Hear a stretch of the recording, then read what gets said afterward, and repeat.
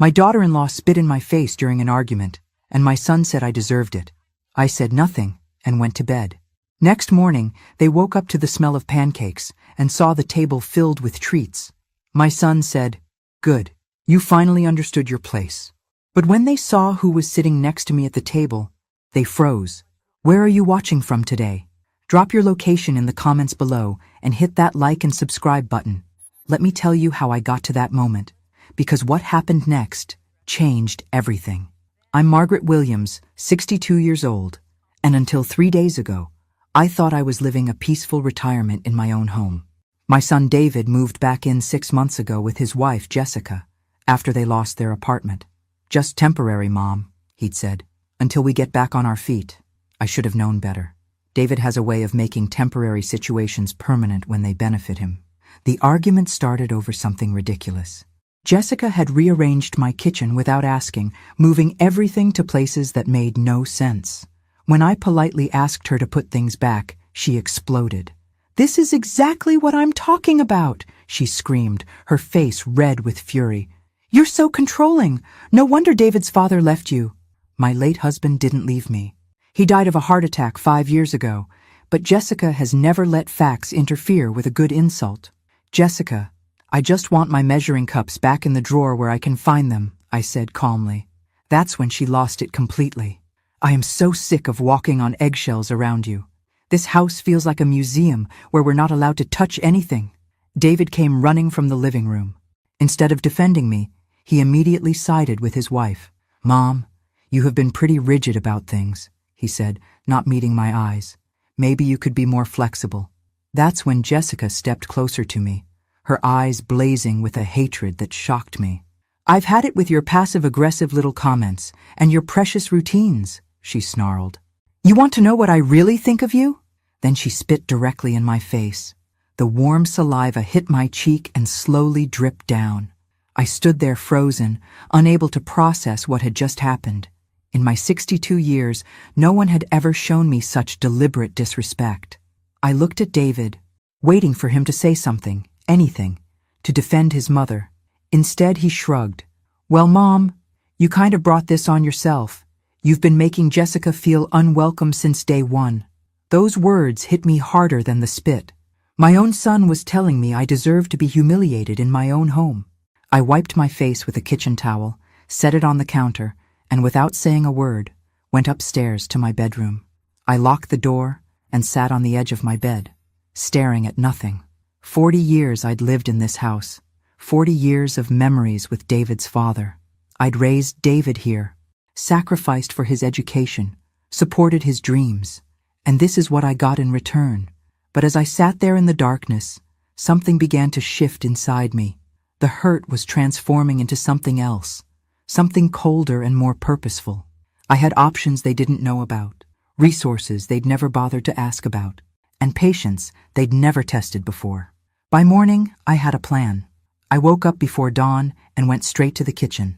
The smell of vanilla and cinnamon filled the house as I prepared the most elaborate breakfast I'd made in years. Pancakes, fresh fruit, bacon, sausage, hash browns, and my famous French toast.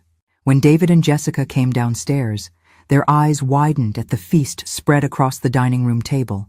"Good," David said with satisfaction. "You finally understood your place." That's when they noticed I wasn't alone. The man sitting at my dining room table was wearing a perfectly tailored navy suit and eating my pancakes like he belonged there. When David and Jessica saw him, the color drained from their faces completely. "Mom," David stammered, "who is this?" "David, Jessica," I said pleasantly. "I'd like you to meet Thomas Richardson. He's a lawyer." Jessica dropped her coffee mug.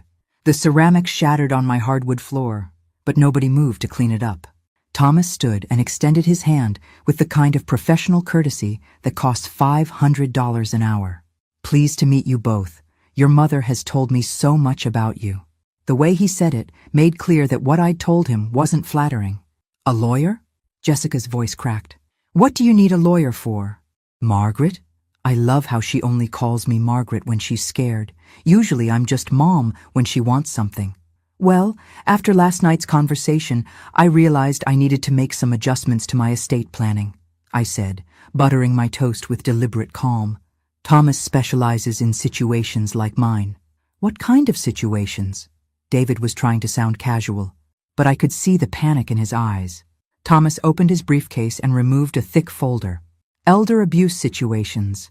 Your mother called me at 6 this morning describing what happened. Spitting on a senior citizen in their own home qualifies as assault under state law. Jessica went very still.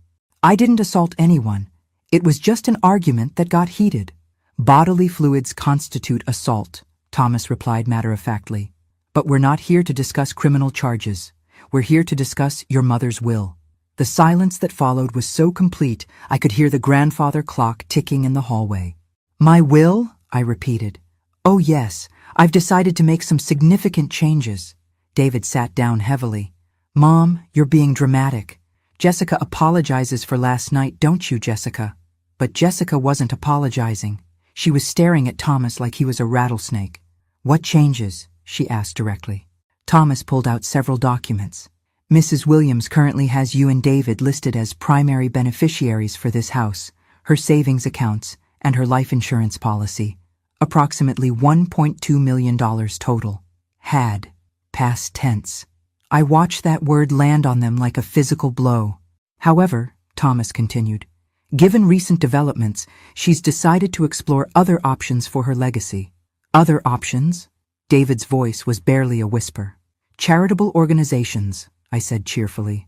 The animal shelter has always been close to my heart, and there's a scholarship fund at the community college that could use support. Jessica found her voice. You can't do this. We're family. Family doesn't spit on family, I replied simply. Margaret, I apologize, Jessica said quickly. I was stressed. I wasn't thinking clearly. It won't happen again. Of course it won't, I agreed, because you're going to be moving out. The bombshell dropped perfectly. I'd been planning this conversation all night, and their reactions were exactly what I'd expected. Moving out? David stood up so fast, his chair tipped over. Mom, we can't afford to move out. You know our situation. I'm well aware of your situation, David. You've been unemployed for 6 months, and Jessica was fired from her last job for stealing office supplies. I wasn't stealing, Jessica protested. Those were just pens and paper. $47 worth of pens and paper, I corrected. I called your former boss yesterday. She had quite a lot to say about your work ethic. Thomas was watching this exchange with professional interest. He'd probably seen plenty of family dynamics like this one. You called my former boss? Jessica's voice was getting shrill. You had no right. I had every right to investigate the character of people living in my house, I said calmly. Especially people who assault me. One incident, David pleaded. Mom, you're willing to destroy our family over one incident? One incident? I set down my fork. David, in the 6 months you've lived here, you've contributed exactly $0 to household expenses. You've eaten my food, used my utilities, and treated me like hired help. The spitting was just the final insult. Thomas cleared his throat. Mrs. Williams, shall we discuss the timeline for the changes? What timeline? Jessica demanded. The new will goes into effect immediately, I explained, and I'll need you both to vacate the premises by the end of the week. David looked like he might cry. Where are we supposed to go? I suggest you figure that out quickly, Thomas said, closing his folder, because Mrs. Williams has also decided to change the locks on Friday. But I had one more surprise for them. Actually, I said, reaching for the envelope I'd placed beside my coffee cup, there is one way you could change my mind about all of this. David practically lunged for that envelope. Hope flickered in his eyes for the first time since Thomas had introduced himself. What do you mean? Jessica asked suspiciously. I opened the envelope slowly, savoring their desperate attention. Inside were 3 photographs I'd printed from my laptop that morning. Well, I was doing some cleaning yesterday, and I found something interesting in the basement storage room. The photos showed David's collection of vintage comic books, still in their protective sleeves, stacked neatly in boxes. Comics he'd told me were worthless and asked me to store just temporarily.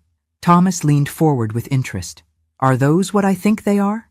First edition Amazing Fantasy number 15, I confirmed. The first appearance of Spider-Man. David's father bought it for him when he was 12. David's face went white. Mom, you didn't. Oh, I did. I pulled out my phone and showed them the eBay listing I'd created at 5 that morning. Current bid is at $8,000 and the auction doesn't end until Sunday. 8,000, Jessica gasped. That's just the opening bid, Thomas noted with admiration. A mint condition Amazing Fantasy 15 can sell for 20,000 or more. You can't sell my comics, David shouted. Those are mine. Are they? I asked innocently.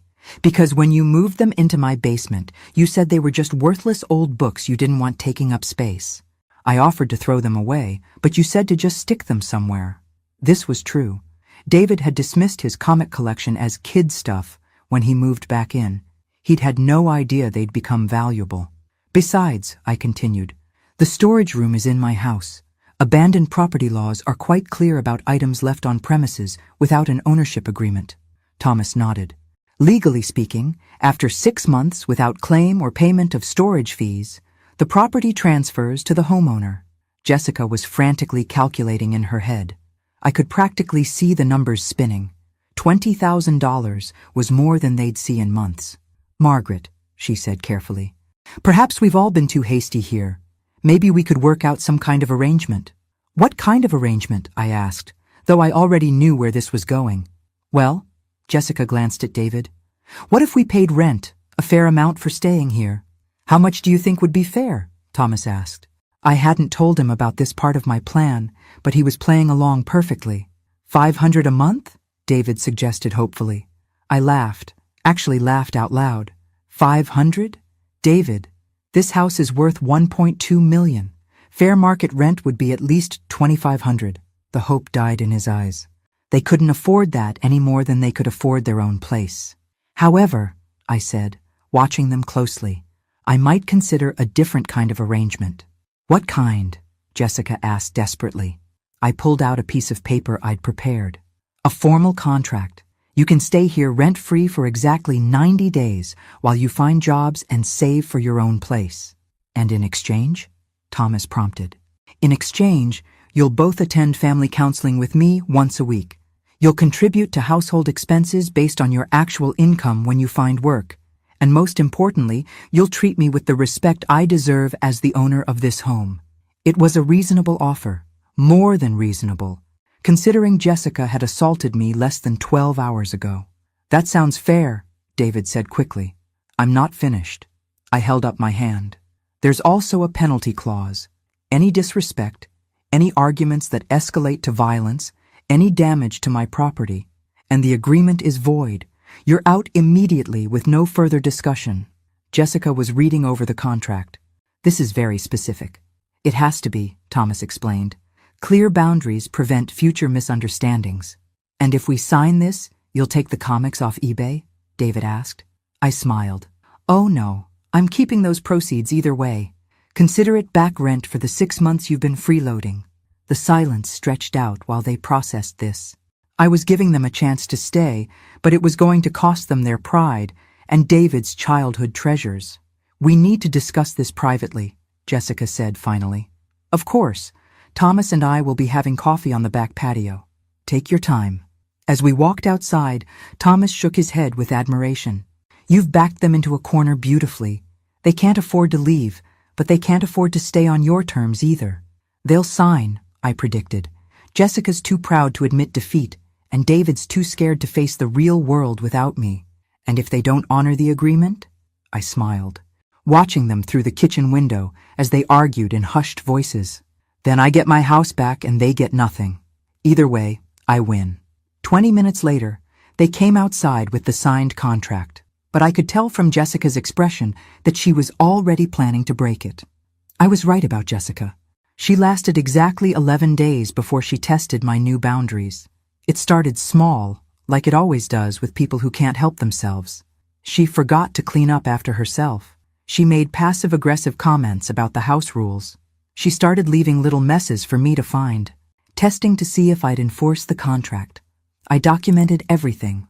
Photos of dirty dishes left in the sink, screenshots of text messages where she complained to her friends about living with her controlling mother-in-law, even recordings of her phone calls where she bad-mouthed me to anyone who would listen.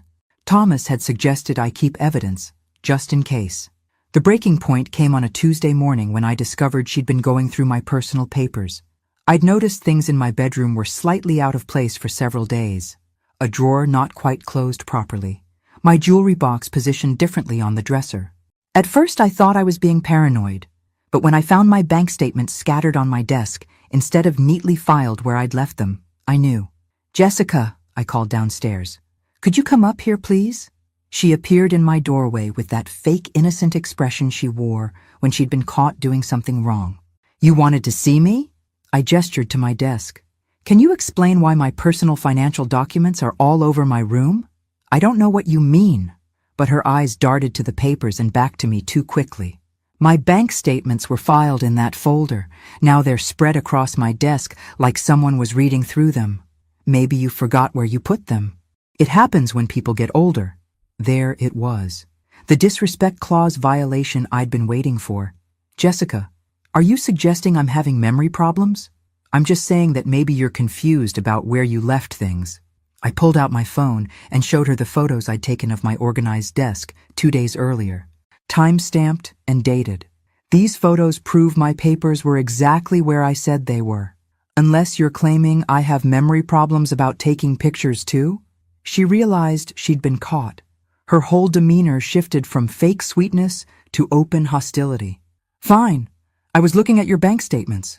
Do you know how frustrating it is to be broke while living with someone who has hundreds of thousands of dollars just sitting in accounts? So you decided to invade my privacy and go through my personal financial information?" "I needed to know what we were dealing with. David's been talking about asking you for money for a business idea, and I wanted to see if you could actually afford it." This was getting more interesting by the minute. "What business idea?" "He wants to start a landscaping company. He needs about $30,000 for equipment and a truck." $30,000. They'd been planning to ask me for $30,000 while contributing nothing to the household and treating me like an inconvenience. "And you thought going through my private papers would help with that request?" "I thought it would help me understand whether you were really as tight with money as you pretend to be, or if you're just being mean." That was it. The contract violation was clear and documented. "Jessica, you need to pack your things." "What?" "You violated the respect clause of our agreement. You're out." She laughed. Actually laughed. "You can't kick me out for looking at some papers. That's ridiculous." I held up my phone. "I've been recording this entire conversation. You just admitted to going through my private financial documents without permission and insulted my character in the process." The laughter died. "You were recording me? It's my house. I'm allowed to record conversations in my own home." She stood there sputtering for a moment before finding her voice. "David won't let you do this to me. David signed the same contract you did. He's bound by the same terms. We'll see about that." She stormed downstairs, shouting for David. I followed at a calmer pace, already knowing how this conversation would go. David would try to negotiate. Jessica would demand he choose sides, and I would remind them both that contracts have consequences. "David!" Jessica's voice echoed through the house. "Your mother has lost her mind. She's trying to kick me out for looking at some stupid papers." David emerged from the living room where he'd been watching television all morning instead of job hunting. "What's going on?" "Your wife violated our agreement," I said simply. "She went through my private financial documents without permission and then insulted me when I confronted her about it." David looked between us, and I could see him calculating. His wife or his housing situation, his marriage or his comfortable life living off his mother. "Mom, maybe we could work this out. Jessica, apologize to my mother." "I'm not apologizing for anything. She's the one who set up this ridiculous contract with all these impossible rules." "The rules aren't impossible," I pointed out. "You just have to treat me with basic respect. Apparently, that's beyond your capabilities." David was sweating now. "Jessica, just say you're sorry and promise not to go through Mom's things anymore." "No, I won't be controlled and manipulated by someone who's using her money to make us dance like puppets." And that's when David made his choice. "Jessica, stop." David's voice was firmer than I'd heard it in months. "Just stop talking." She turned on him with fury. "Are you seriously taking her side right now?" "I'm taking the side of having a roof over our heads," he snapped. "Do you have any idea how good we have it here? Free housing, free food, no responsibilities except being decent human beings?" Decent human beings? Jessica's voice rose to a shriek. She's treating us like servants in our own home. It's not our home, David finally exploded. It's her house, her food, her electricity, her everything, and instead of being grateful, you're acting like we're entitled to it. I watched this exchange with fascination. This was the first time I'd seen David stand up to his wife about anything. Grateful? Jessica was practically foaming. Grateful for what?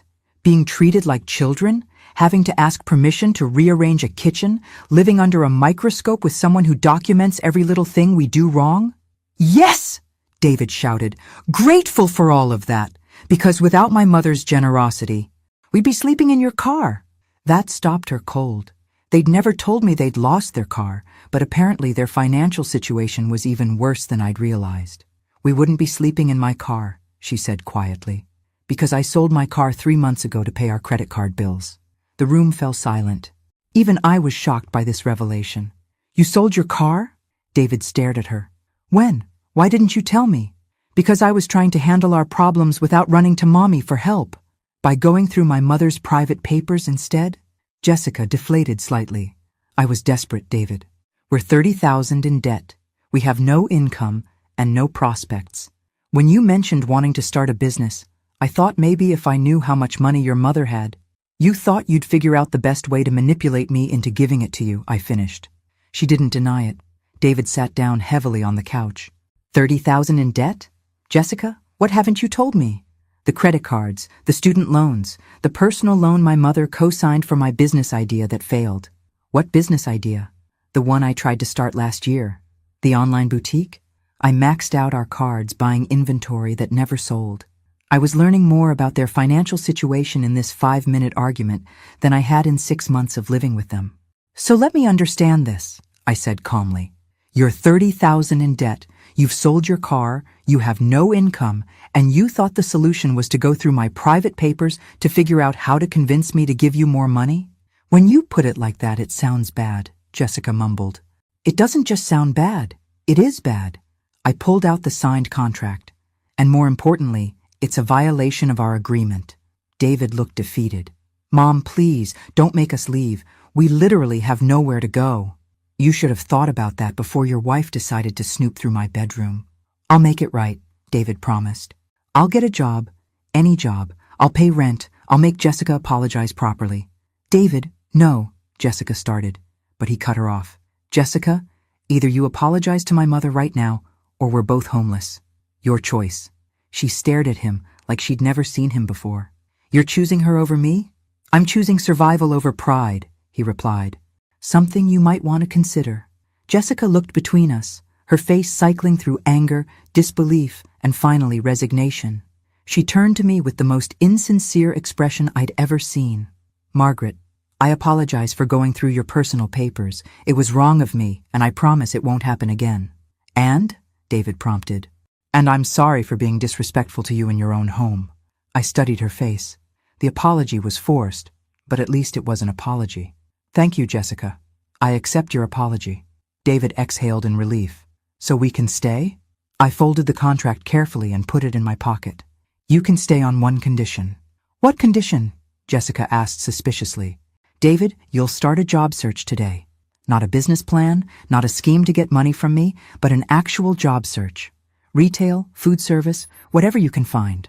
Done, he agreed immediately.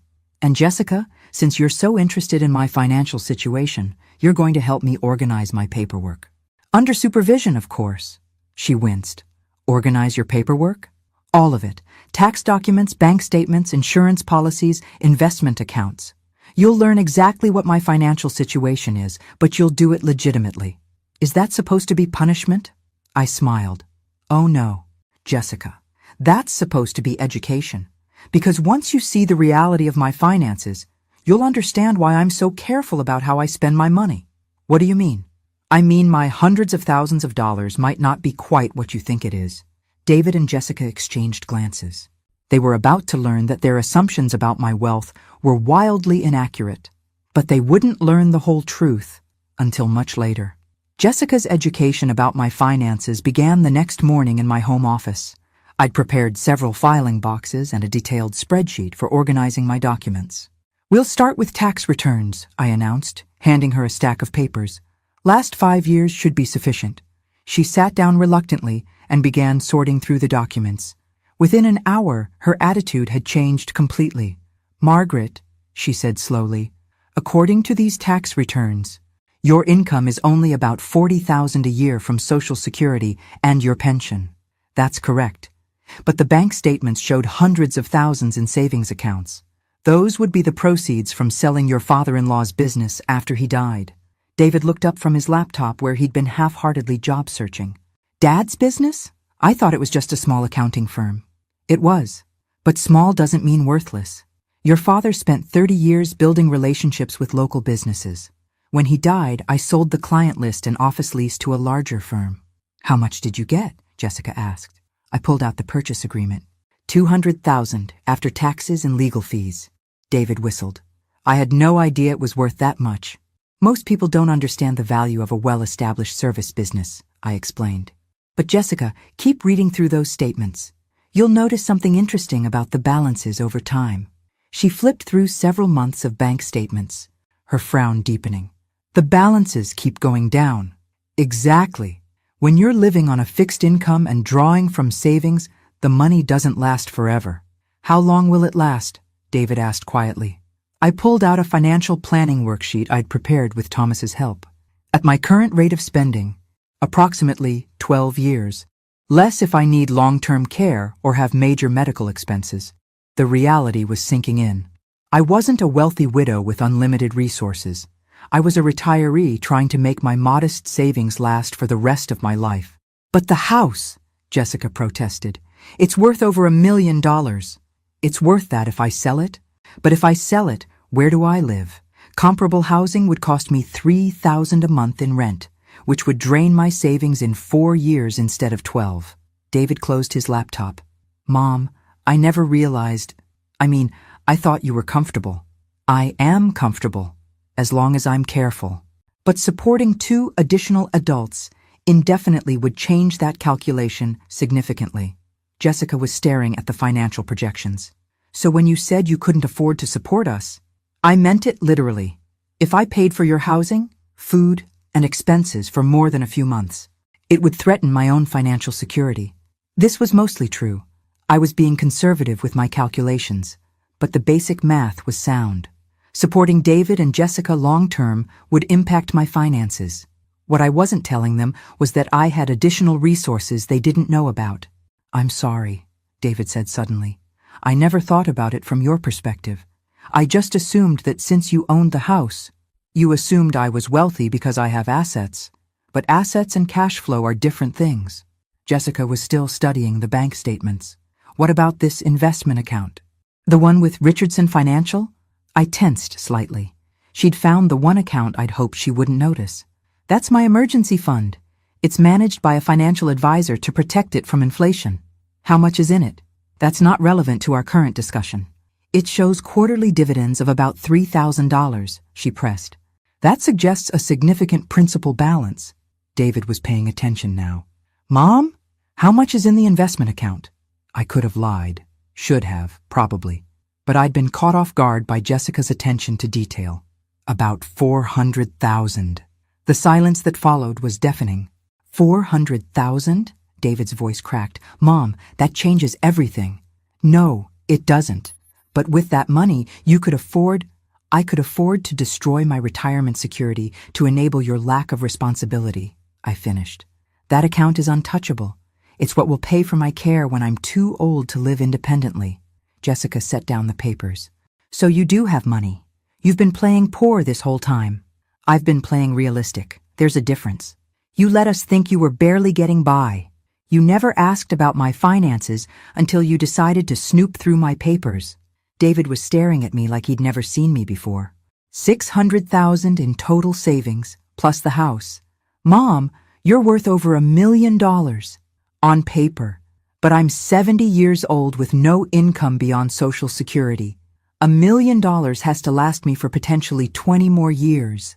That's $50,000 a year," Jessica calculated quickly. "Plus Social Security." You could live very comfortably on that, unless I need assisted living, which costs $60,000 a year, or memory care, which costs $90,000, or long-term medical care, which could cost even more. They were both quiet, processing this information. So you're not poor, David said finally, but you're not rich either.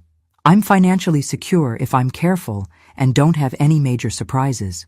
Like supporting unemployed adult children, Jessica added quietly. Exactly. But even as we had this conversation, I was thinking about the phone call I'd received that morning from my real financial advisor, the one who managed accounts Jessica had never seen, the call that was about to change everything again. My phone rang during lunch, interrupting what had become a surprisingly civil conversation about household budgets and job search strategies. Margaret Williams speaking. Mrs. Williams, this is Patricia Sullivan from Henley & Associates. I have some news about your father's estate that requires immediate attention. I stepped away from the table, but not so far that David and Jessica couldn't hear. My father's estate was settled 15 years ago, Patricia. That's what we thought. But we've discovered an error in the original probate filing.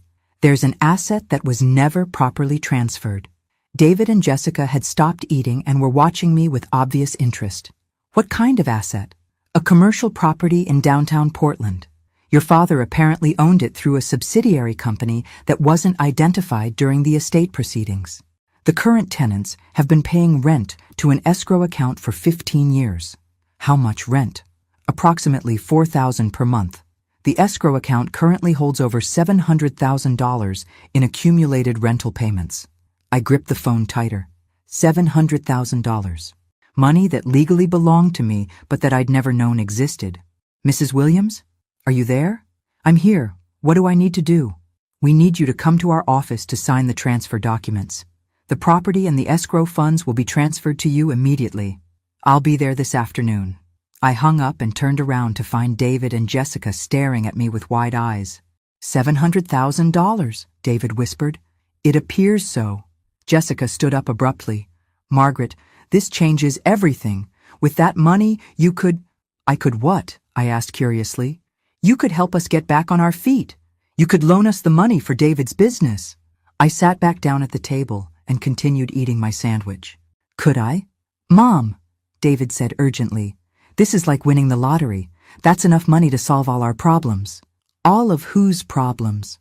Our problems. The family's problems. I took another bite and chewed thoughtfully.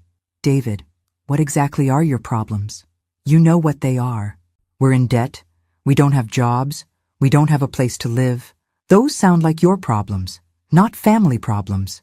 Jessica leaned forward. Margaret, be reasonable. This is an opportunity for all of us to benefit. You don't need all that money just sitting in an account. Don't I? You just told us you have enough saved for retirement. This is extra money. Found money. I set down my sandwich. Jessica, let me ask you something. If you found $700,000, would your first thought be to give it to someone else? That's different. How is it different? Because we're family. Family helps family. Family, I repeated. Jessica, what have you contributed to this family since you've been here? I've been trying to find work. You've been sleeping until noon and complaining about my house rules.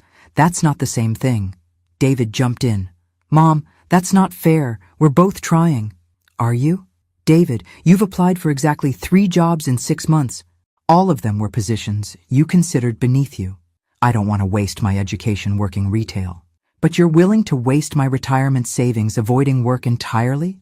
The truth was crystallizing for both of them. They'd spent 6 months treating me like their personal ATM, and now they wanted access to even more money. Look, Jessica said, trying a different approach. What if we made this a business arrangement? You could invest in David's landscaping company, and we'd pay you back with interest. What's David's business plan? We haven't written it up yet, but what's his experience in landscaping? He's always been good with yard work. What's his market research? Market research? Who are his potential customers? What services will he offer? What are his startup costs beyond equipment? What's his projected timeline for profitability? Jessica's silence was telling. You want me to invest $30,000 in a business that exists only in David's imagination, run by someone with no relevant experience, with no business plan, no market research, and no timeline for success. When you put it like that, I'm putting it accurately, and that's exactly the kind of financial decision that would turn my found money into lost money. David looked desperate. Mom, what would it take for you to consider helping us? I stood up and began clearing the table. Show me you can help yourselves first. What do you mean? Get jobs. Any jobs. Show me you can earn money and manage it responsibly. Develop an actual business plan with research and projections. Prove that you're worth investing in. How long would that take? Jessica asked. However long it takes. But we need help now. You needed help 6 months ago. You've had half a year to figure this out. And instead, you've been living off my generosity while planning to ask me for more money. I gathered the dishes and headed for the kitchen, leaving them sitting at the table in stunned silence. But what I didn't tell them was that I was going to Portland that afternoon for a very different reason than signing paperwork. The meeting at Henley & Associates was everything I'd hoped it would be. Patricia Sullivan was a sharp woman in her 50s who had clearly been dealing with complicated estate issues for decades. Mrs. Williams, I have to say, this is one of the most unusual cases I've handled. Your father was quite the businessman. She spread out the documents across her conference table. The property was a small office building with 3 commercial tenants. The escrow account contained exactly $743,000. However, Patricia continued, there's something else you should know about this property. What's that? One of the tenants is facing financial difficulties. They're 3 months behind on rent and have asked about purchasing the building. Purchasing it? They've made a preliminary offer of $1.8 million. I set down the papers I'd been reading. $1.8 million, plus the accumulated rent money, over $2.5 million total. Mrs. Williams, are you all right? I'm fine. Just processing the magnitude of this discovery. There's one more thing. The purchase offer comes with a condition that the sale close within 60 days. Apparently, the tenant company is expanding rapidly and needs to secure permanent space quickly. And if I don't sell, they'll find another location and terminate their lease. Since they're your largest tenant, that would significantly reduce the property's value and rental income. I leaned back in my chair. This wasn't just found money. This was a decision that would impact the rest of my life. I need some time to think about this. Of course. But Mrs. Williams, can I speak frankly? Please do. At your age, having liquid assets is generally preferable to managing rental property. The sale would give you complete financial independence for the rest of your life. She was right. With that money properly invested, I'd never have to worry about finances again. I could even afford to help David and Jessica if I chose to. The question was whether they deserved that help. I drove home with the signed transfer documents and a cashier's check for $743,000 in my purse. By the time I pulled into my driveway, I'd made my decision about the property sale. But first, I wanted to see what David and Jessica had done with their afternoon. I found them exactly where I'd left them. David was back on his laptop, but instead of job searching, he was researching landscaping equipment. Jessica was making lists of business names and logo ideas. How did the meeting go?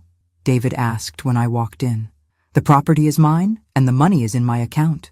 That's wonderful, Jessica exclaimed. So you can help us get started. I sat down across from them. Actually, I have an opportunity to sell the property for $1.8 million. Their mouths fell open simultaneously. $1.8 million? David whispered. Plus the rental money, it would be about $2.5 million total. Jessica was practically vibrating with excitement. Margaret, this is incredible. We could all be set for life. I could be set for life, I corrected. This is my inheritance. But family, David started.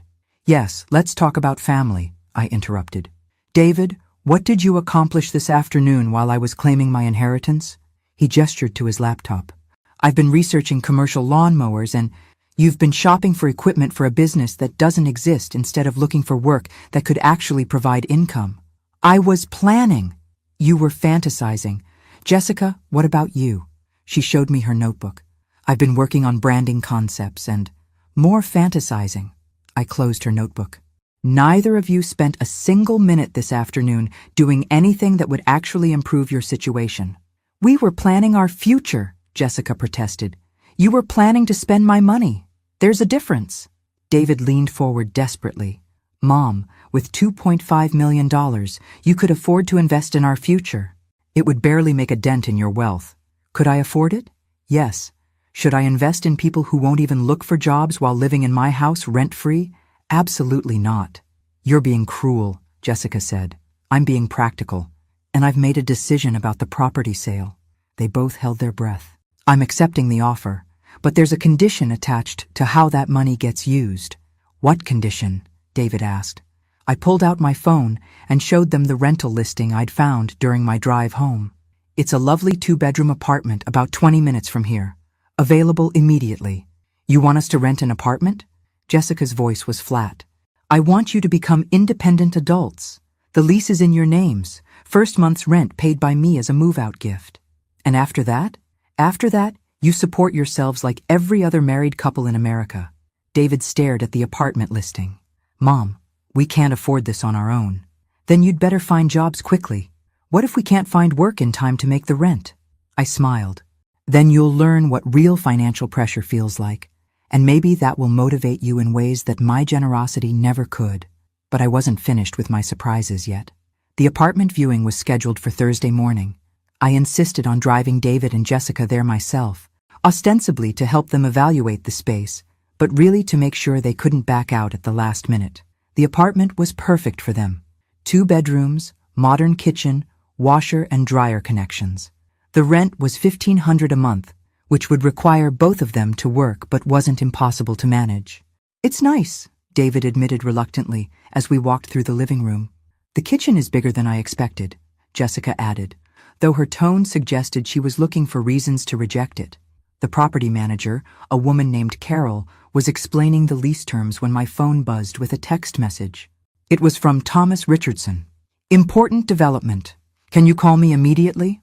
I excused myself and stepped outside to return his call. Margaret, we need to meet today.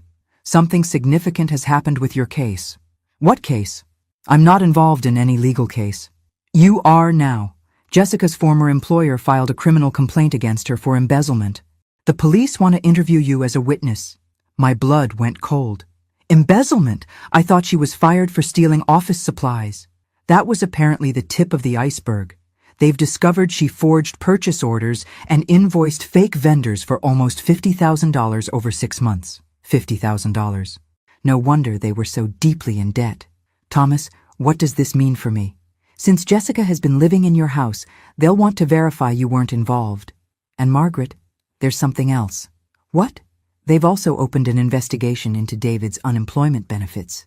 Apparently, he's been claiming to look for work while receiving payments, but there's no record of actual job applications. Benefit fraud.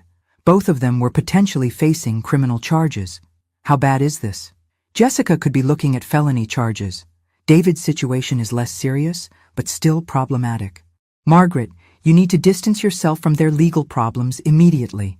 I looked through the window at David and Jessica, who were still discussing the apartment with Carol. They had no idea their past was about to catch up with them. I'll call you back in an hour, I told Thomas and went back inside. So what do you think? I asked brightly. We'll take it, David said. Jessica shot him a surprised look, but he was apparently ready to commit to independence. Excellent, Carol said. I'll need first month's rent, last month's rent, and a security deposit. $4,500 total. I pulled out my checkbook. I'll cover the first month's rent as promised. You two will need to handle the rest. The rest? Jessica's voice cracked. We don't have $3,000. Then I guess you'd better figure out how to get it quickly, I said, continuing to write the check. The apartment won't hold itself. David was panicking. Mom, we can't come up with that kind of money by ourselves. Sure you can. You have until tomorrow to make this work. I handed Carol the check for $1,500. This holds the apartment for 24 hours, correct? Correct. They have until tomorrow at noon to bring the balance, or the apartment goes to the next applicant. As we drove home, David and Jessica were arguing frantically about where to find $3,000. We could sell something, Jessica suggested. Sell what? We don't own anything valuable. We could ask friends for loans. What friends? We've already borrowed money from everyone we know. I listened to their desperation with growing satisfaction. This was the real-world pressure they'd needed all along. There is one option, I said casually as we pulled into my driveway. What option? David asked eagerly. You could get jobs. Today. Any jobs. Even minimum wage work would get you enough money for the deposit if you could both start immediately.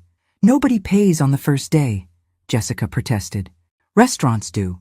Construction companies do. Cleaning services do. You've just been too proud to consider those kinds of jobs. Mom, please. Just loan us the money and we'll pay you back. With what income? You still haven't solved the fundamental problem of having jobs. I parked the car and turned to face them. David, Jessica, I need to tell you something important. What? The police called while we were looking at the apartment. The color drained from both their faces. What did they want? Jessica whispered. They want to interview me about some irregularities in your former employment records. Jessica started crying. David just stared at me in horror. How much trouble are we in? He asked quietly. That depends on how honest you've been with me about your situations. We told you the truth, Jessica sobbed. I shook my head sadly. Jessica, embezzling $50,000 is not the same as taking office supplies. She looked like she might faint. And David, claiming unemployment benefits while not actually looking for work, is fraud. Who told you that? He demanded. People talk, David. This is a small town. Actually, Thomas had excellent sources at both the police department and the unemployment office. But they didn't need to know that. What happens now? Jessica asked through her tears.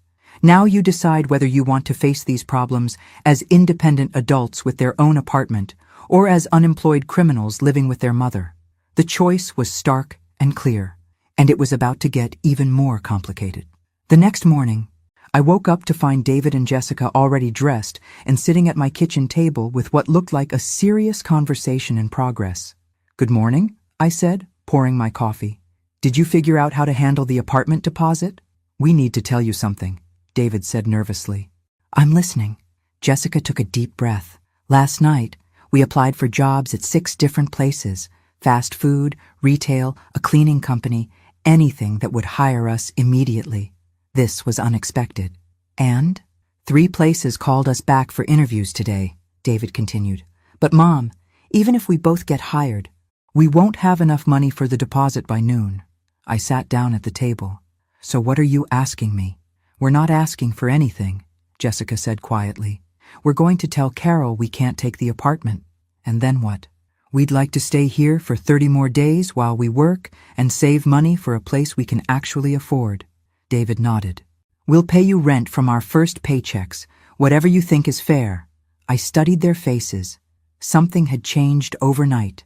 The desperation was gone, replaced by what looked like actual determination. What happened to change your minds? Jessica glanced at David, then back at me. We stayed up all night talking about our situation. Really talking, not just complaining or planning how to spend your money. And we realized that everything you've been saying is true, David admitted. We've been acting like entitled children instead of adults. The police investigation scared you. Yes, Jessica said honestly, but it also made us realize that we can't keep running from our problems. Whether we're living here or in that apartment, we still have to face what we've done. This was the most mature conversation I'd had with either of them since they'd moved in. So you want to stay here and work on becoming independent? If you'll let us, David said, with real jobs, paying real rent, following the house rules without complaint. I sipped my coffee, considering this development. The truth was, I'd grown somewhat fond of having people in the house again, despite the drama. And if they were actually working and contributing, what about the business plan? The landscaping company? Maybe someday, David said. But first, I need to prove I can hold down a regular job and manage money responsibly. And Jessica, what about your legal problems? Thomas Richardson recommended a criminal defense attorney. I have an appointment this afternoon to discuss my options. She was facing her problems instead of running from them. That was progress. I have a counter-proposal, I said finally. They both tensed. You can stay here for 90 days while you get established in your jobs. You'll pay me $500 a month in rent once you start receiving paychecks. That's very reasonable, David said gratefully. I'm not finished. In exchange for this arrangement, you'll both attend financial literacy classes at the community college. You'll put 20% of your earnings into savings accounts that I'll help you set up. And Jessica, you'll cooperate fully with the police investigation and make restitution for whatever you're found to have stolen. Agreed, Jessica said immediately. And, I continued, when the 90 days are up, you'll move to your own place whether you think you're ready or not. No extensions, no negotiations. Understood, David nodded. I stood up and walked to the window, looking out at the garden their father and I had planted together 30 years ago. There's one more thing I haven't told you about the property sale. What's that? Jessica asked. I turned back to face them. I'm not keeping all the money. What do you mean? I'm putting $2 million into conservative investments for my retirement, but the other $500,000 is going into a trust fund. David's eyes widened. A trust fund for what? For my grandchildren's education.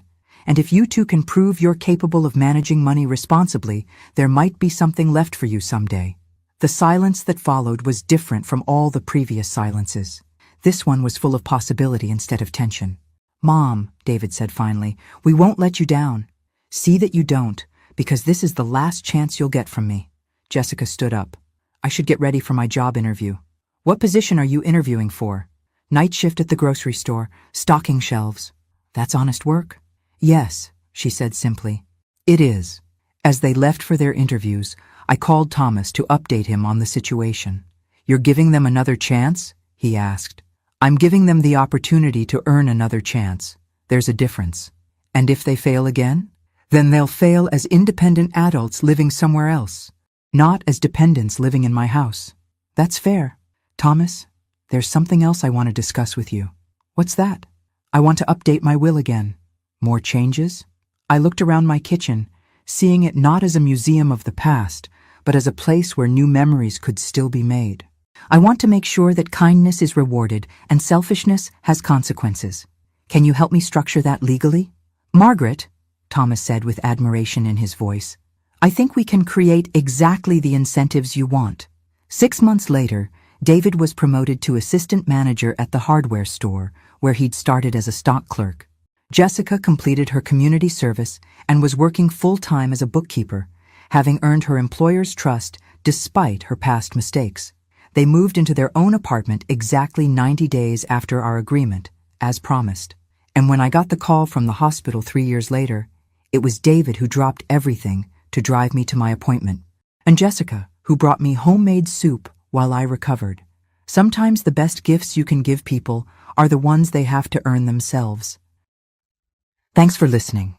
Don't forget to subscribe and feel free to share your story in the comments. Your voice matters.